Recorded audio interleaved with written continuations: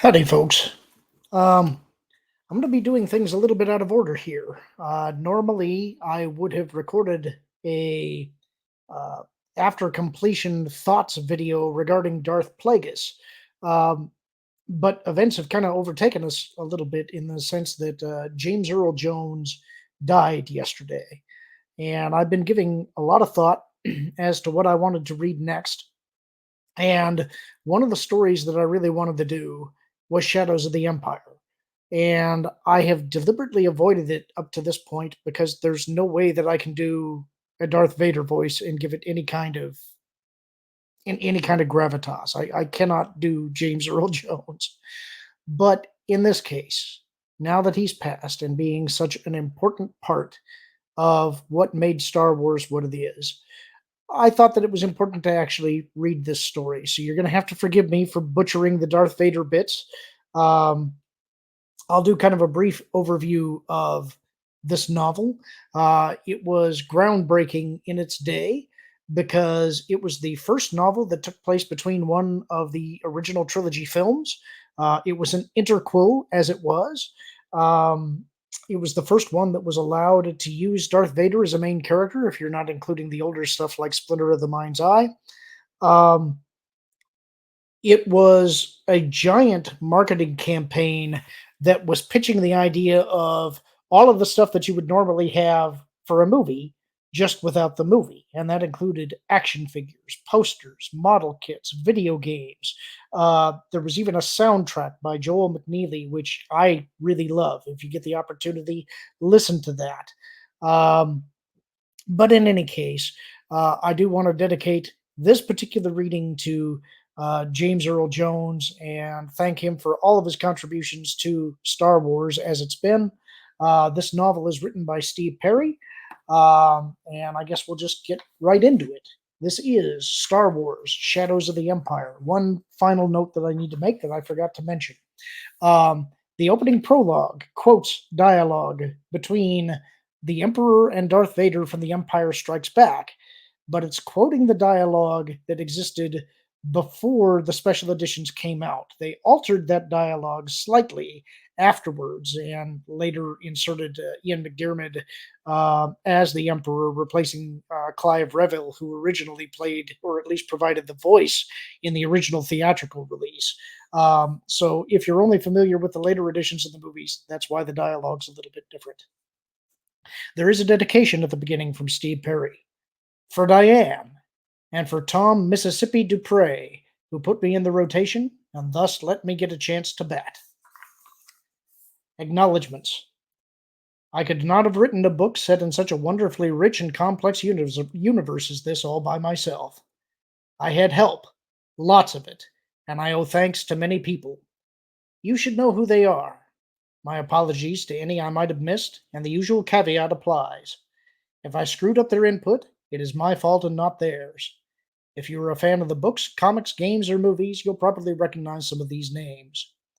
My gratitude goes to Tom Dupre, Howard Rothman, Lucy Wilson, Sue Rustani, and Alan Kausch, John Knowles, Steve Dowderman, and Larry Holland, Bill Slavisek, Bill Smith, Mike Richardson, Ryder Wyndham, Killian Plunkett, and John Wagner, Timothy Zahn, Kevin J. Anderson, and Rebecca Mostra, Jane Nagar, Diane, Danielle, and Dal Perry, Katie Joe Ivy, and Roxanne de Bergerac.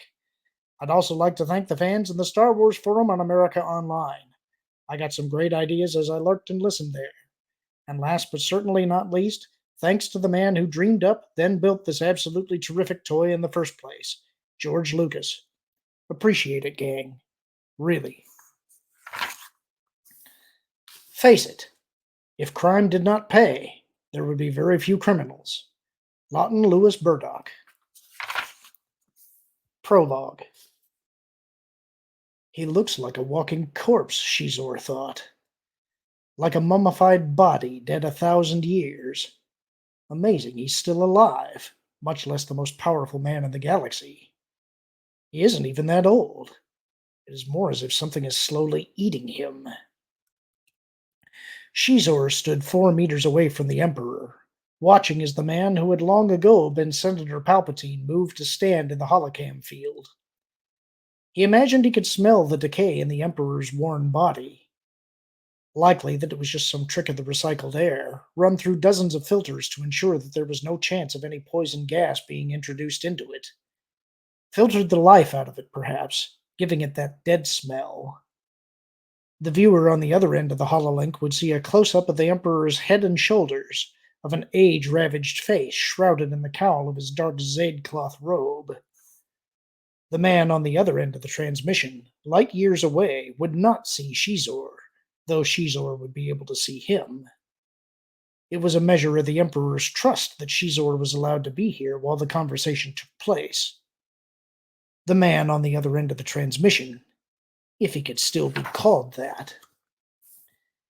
The air swirled inside the Imperial chamber in front of the Emperor, coalesced, and blossomed into the image of a figure down on one knee.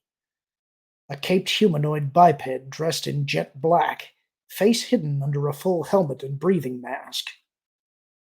Darth Vader. Vader spoke. "What is thy bidding, my master?" If Shizor could have hurled a power bolt through time and space to strike Vader dead, he would have done it without blinking. Wishful thinking. Vader was too powerful to attack directly. "There is a great disturbance in the Force," the Emperor said. "I have felt it," Vader said. "We have a new enemy. Luke Skywalker." Skywalker? That had been Vader's name a long time ago. Who was this person with the same name? Someone so powerful as to be worth a conversation between the Emperor and his most loathsome creation. More importantly, why had Shizor's agents not uncovered this before now? Shizor's ire was instant, but cold. No sign of his surprise or anger would show on his imperturbable features. The Faline did not allow their emotions to burst forth as did many of the inferior species. No, the Faline ancestry was not fur, but scales, not mammalian, but reptilian, not wild, but coolly calculating. Such was much better, much safer. "Yes, my master," Vader continued. "He could destroy us," the Emperor said. Shizor's attention was riveted upon the Emperor and the holographic image of Vader kneeling on the deck of the ship far away. Here was interesting news indeed. Something the Emperor perceived as a danger to himself? Something the Emperor feared? "He's just a boy," Vader said. "Obi-Wan can no longer help him." Obi-Wan? That name Shizor knew. He was among the last of the Jedi Knights, a general. But he'd been dead for decades, hadn't he? Apparently, Shizor's information was wrong if Obi-Wan had been helping someone who was still a boy. His agents were going to be sorry. Even as Shizor took in the distant image of Vader in the nearness of the Emperor, even as he was aware of the luxury of the Emperor's private and protected chamber at the core of the giant pyramidal palace, he was also able to make a mental note to himself. Somebody's head would roll for the failure to make him aware of all this. Knowledge was power. Lack of knowledge was weakness. This was something he could not permit. The Emperor continued. "The Force is strong with him. The son of Skywalker must not become a Jedi." Son of Skywalker? Vader's son? Amazing. "If he could be turned, he would become a powerful ally," Vader said. There was something in Vader's voice when he said this. Something Shizor could not quite put his finger on. Longing? Worry? Hope? Yes. Yes, he would be a great asset, the Emperor said. "Can it be done?" There was the briefest of pauses. "He will join us or die, Master." Shizor felt the smile. though he did not allow it to show any more than he had allowed his anger play. Ah, Vader wanted Skywalker alive. That was what had been in his tone. Yes, he had said that the boy would join them or die, but this latter part was obviously meant only to placate the Emperor. Vader had no intention of killing Skywalker, his own son. That was obvious to one as skilled in reading voices as was Shizor.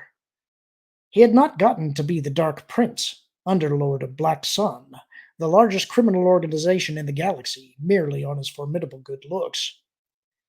Shizor didn't truly understand the force that sustained the Emperor and made him and Vader so powerful, save to know that it certainly worked somehow. But he did know that it was something the extinct Jedi had supposedly mastered. And now, apparently, this new player had tapped into it. Vader wanted Skywalker alive, had practically promised the Emperor that he would deliver him alive, and converted. This was most interesting. Most interesting indeed. The Emperor finished his communication and turned back to face him. Now, where were we, Prince Shizor? The Dark Prince smiled. He would attend to the business at hand, but he would not forget the name of Luke Skywalker. Chapter 1. Chewbacca roared his rage. A stormtrooper grabbed at him and he knocked the man flying, armor clattering as he fell into the pit. Two more guards came in, and the Wookiee batted them aside as if they were nothing, a child tossing dolls around. In another second, one of Vader's troops would shoot Chewie. He was big and strong, but he couldn't win. They'd cut him down. Han started yelling at the Wookiee, calming him. Leia stared, unable to move, unable to believe this was happening. Han kept talking. Chewie, there'll be another time. The princess. You have to take care of her. You hear me? Huh? They were in a dank chamber in the bowels of Cloud City on Bespin, where Han's so-called friend Lando Calrissian had betrayed them to Darth Vader. The scene was bathed in a buttery golden light that made it seem even more surreal. Chewbacca blinked at Han, the half-assembled droid 3PO jutting from a sack on the Wookiee's back. The traitor Calrissian stood off to one side like some feral creature. There were more guards, techs, bounty hunters, Vader, and the stink of liquid carbonite permeated the air all around them, a smell of morgues and graves combined. More guards moved in to put cuffs on Chewie. The Wookiee nodded, calmer. Yes, he understood Han. He didn't like it, but he understood. He allowed the guards to cuff him. Han and Leia looked at each other. This can't be happening, she thought. Not now. The emotion took them. Neither could resist it. They came together like magnets, held each other. They embraced, kissed, full of fire and hope, full of ashes and despair. Two stormtroopers jerked Han away, backed him onto the lift plate over the makeshift freezing chamber. The words erupted from Leia unbidden, uncontrollable. Lava blasted from a volcanic explosion. I love you! And Han, brave, strong Han, nodded at her. I know. The Ugnaught Tex, not much more than half Han's height, moved in, unbound his hands, and stepped away. Han looked at the Tex, then at Leia again. The lift plate sank, lowered him into the pit. He locked his gaze with Leia's, held it, until the cloud of freezing vapor boiled up and blocked their view. Chewie yelled. Leia didn't understand his speech, but she understood his rage, his grief, his feeling of helplessness. Han! Stinking, acrid gas spewed up and rolled over them, an icy fog, a roiling, soul-chilling smoke through which Leia saw Vader watching it all under his inscrutable mask. She heard 3PO sputter. What? What's going on? Turn round, Chewbacca! I can't see! Han. Oh, Han. Leia sat up abruptly, her pulse racing. The sheets were sweaty and wadded around her, her night garment damp. She sighed, swung her legs over the side of the bed, and sat staring at the wall. The chronometer inset showed her that it was 3 hours past midnight. The air in the room smelled stale. Outside, she knew, the Tatooine night would be chilly, and she considered opening a vent to allow some of that coolness inside. At the moment, it seemed too much effort to bother. A bad dream, she thought. That's all it was. But no, she couldn't pretend that it had only been a nightmare. It had been more than that. It was a memory. It had happened. The man she loved was embedded in a block of carbonite and been hauled away like a crate of cargo by a bounty hunter, lost to her somewhere in the vastness of the galaxy. She felt the emotions well, felt them threaten to spill out in tears, but she fought it. She was Leia Organa, princess of the royal family of Alderaan, elected to the Imperial Senate, a worker in the Alliance to restore the Republic. Alderaan was gone, destroyed by Vader in the Death Star. The Imperial Senate was disbanded. The Alliance was outmanned and outgunned 10,000 to 1. But she was who she was. She would not cry. She would not cry. She would get even. 3 hours past midnight, and half the planet slept. Luke Skywalker stood barefoot on the Steel Creek platform 60 meters above the sand, looking at the taut wire. He wore plain black pants and shirt and a black leather belt.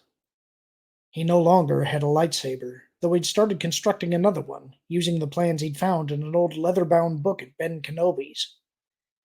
It was a traditional exercise for a Jedi, so he'd been told. It had given him something to do while his new hand had finished final bonding to his arm. It had kept him from thinking too much. The lights under the canopy were dim. He could barely see the stranded steel line. The carnival was done for the night, the acrobats and dewbacks and jesters long gone. The crowds had gone home, and he was alone. Alone here with a tightrope. It was quiet, the only sound the creak of the sin tent fabric as it cooled in the arms of the Tatooine summer night. The hot desert day gave up its heat quickly, and it was cold enough outside the tent to need a jacket. The smell of the dewbacks drifted up to where he perched and mingled with that of his own sweat. A guard whose mind had accepted Luke's mental command to allow him inside the giant tent stood watch at the entrance, blind now to his presence. A Jedi skill, that kind of control, but another one he had only begun to learn. Luke took a deep breath, let it out slowly. There was no net below, and a fall from this height would surely be fatal. He didn't have to do this. Nobody was going to make him take the walk. Nobody but himself. He calmed his breathing, his heartbeat, and as much as possible, his mind, using the method he had learned. First Ben, then Master Yoda had taught him the ancient arts. Yoda's exercises had been the more rigorous and exhausting, but unfortunately, Luke had not finished his schooling. There really hadn't been any choice at the time. Han and Leia had been in deadly danger, and he'd had to go to them.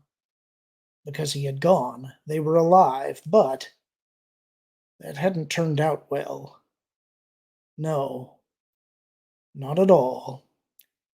And there had been the meeting with Vader. He felt his face tighten, his jaw muscles dance, and he fought the anger that surged up in him like a hormonal tide as black as the clothes he wore. His wrist ached suddenly where Vader's lightsaber had sliced through it. The new hand was as good as the old one. Better, maybe. But sometimes, when he thought about Vader, it throbbed. Phantom limb pain, the medics had said. Not real. I am your father. No, that couldn't be real either.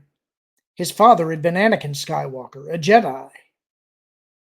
If only he could talk to Ben or to Yoda. They would confirm it. They would tell him the truth. Vader had tried to manipulate him, had tried to throw him off balance. That was all. But what if it was true? No. Leave it. It wouldn't help to dwell on that now. He wasn't going to be able to do anybody any good unless he mastered his Jedi skills. He had to trust in the Force and move on, no matter what lies Vader had spewed. There was a war on, much to do, and while he was a good pilot, he was supposed to have more to offer to the Alliance. It wasn't easy, and it didn't seem to be getting any easier. He wished he felt sure of himself, but the fact was, he didn't. He felt as if a weight were riding on him, more than he'd ever thought possible. A few years ago, he'd been a farm boy, working with Uncle Owen, going nowhere. Now there was Han, the Empire, the Alliance.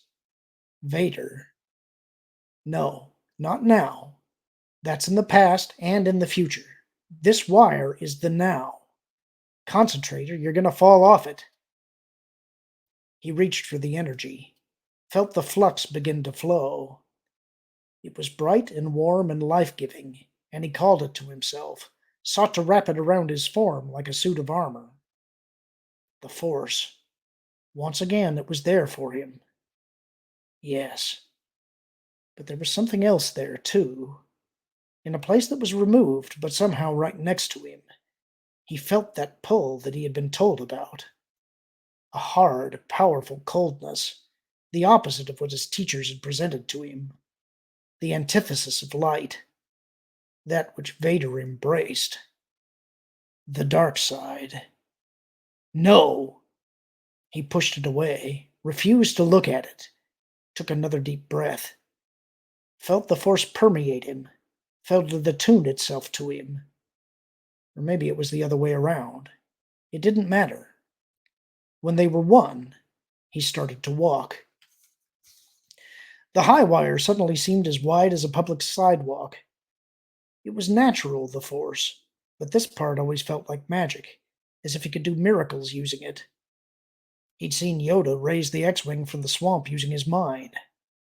It was possible to do things that might look like miracles.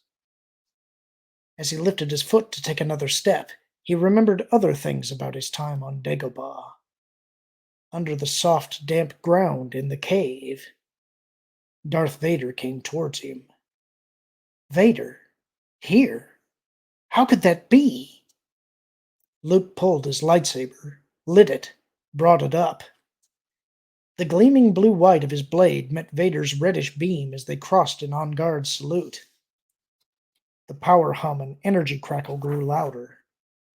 Suddenly Vader swung, a powerful cut at Luke's left side. Luke jerked his blade up and over, dropped the point, blocked the slash. It hit so hard it vibrated him, nearly tore his lightsaber from his grip. He smelled the mold around him, heard the power hum of the lightsabers, saw Vader with crystal clarity. All his senses came to life, as sharp as they'd ever been, sharp as a warehouse full of vibroshivs. Vader cut again, now at Luke's head, and Luke's panicked overhead block barely stopped it. Barely! He was so strong. Again Vader chopped at him, a blow that would have cut Luke in half had he not jammed his own weapon out just in time. Vader was too strong for him, Luke knew. Only his anger could save him from being killed. He remembered Ben, remembered Vader hacking him down. Unthinking rage drove him. Luke whipped his blade around backhanded, all of his arm and shoulder and wrists behind it, and the cut took Vader's head off. Time seemed to drag like some heavy anchor. He stared. Vader's body dropped, oh so slowly, and the severed head fell to the ground and rolled. Rolled, then stopped. There was no blood.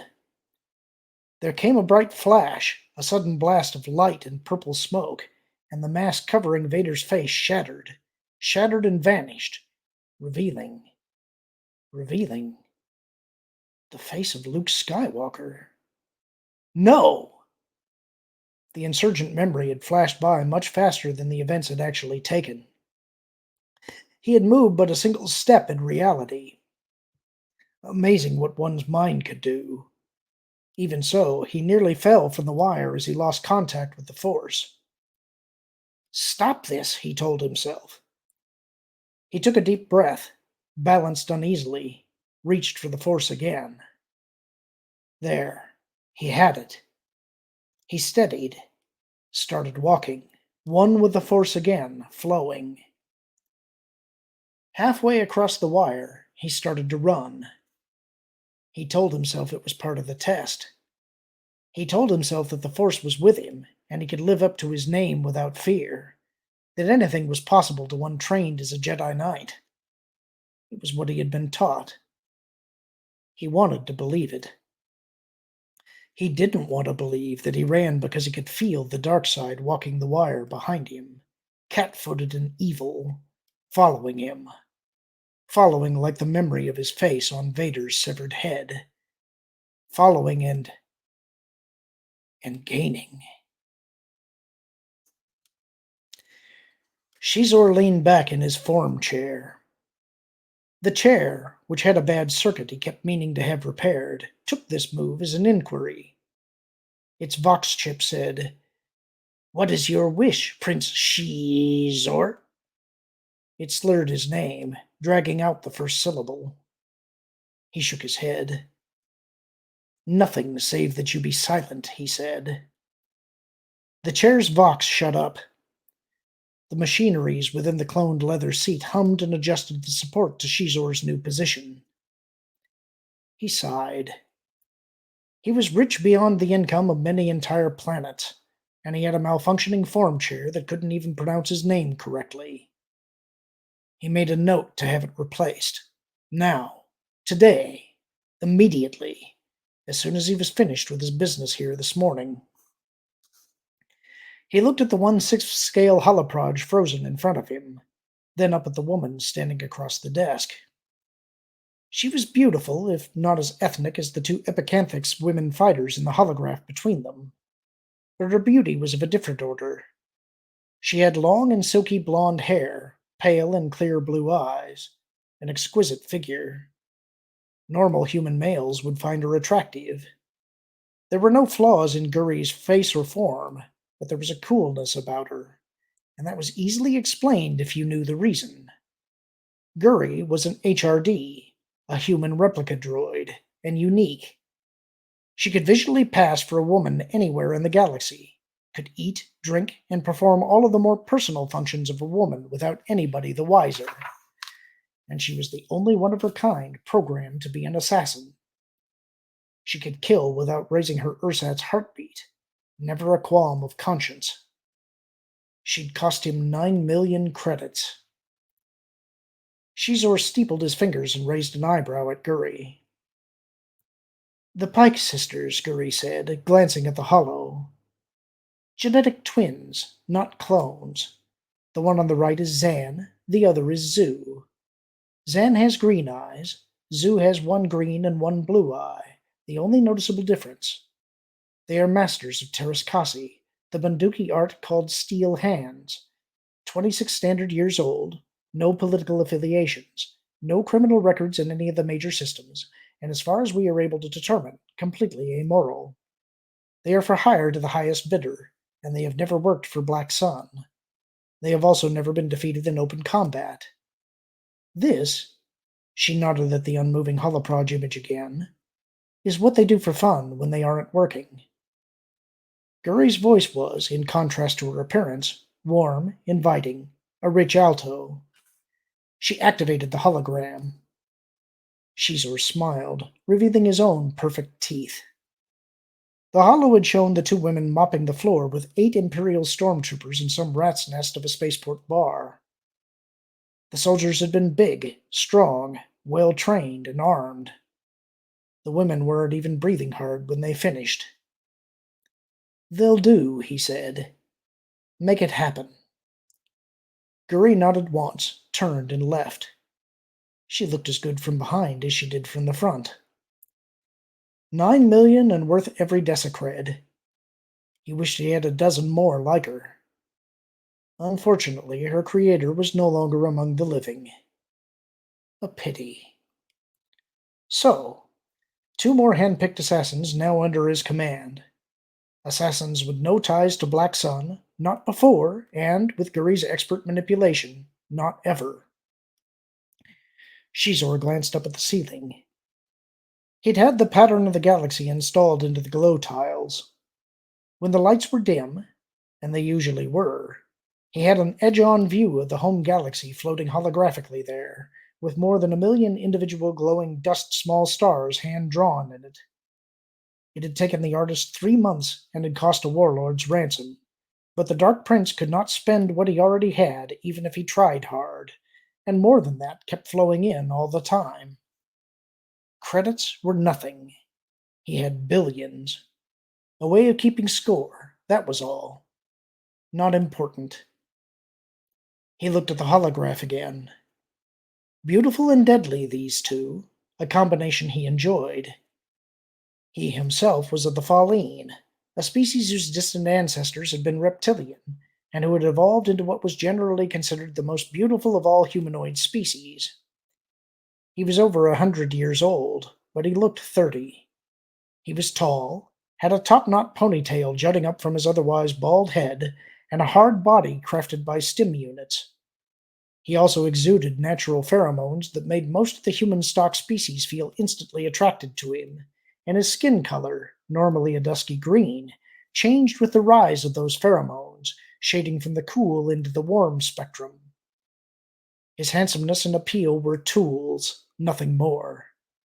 He was the Dark Prince, Underlord of Black Sun, one of the 3 most powerful men in the galaxy. He could also kick a sun fruit off the top of a tall humanoid's head without a warm-up stretch, and he could lift twice his own weight over his head using only his own muscles. He could claim a sound, if admittedly devious, mind and a sound body. His galactic influence was surpassed only by the Emperor and the Dark Lord of the Sith, Darth Vader. He smiled at the image before him again. Third, but about to become second if his plans went as intended. It had been months since he'd overheard the Emperor and Vader talking of a threat they'd perceived. Months, and now the preliminaries were done. Shizor was ready to move in earnest. "Time?" he said. His room computer answered and gave it to him. Ah, only an hour remained before his meeting. It was but a short walk through the protected corridors to Vader's, not much beyond where the Emperor's massive gray-green stone and mirror crystal palace thrust itself up into the high atmosphere. A few kilometers, no more. A brisk stroll would put him there in a few minutes. No hurry. He did not want to arrive early.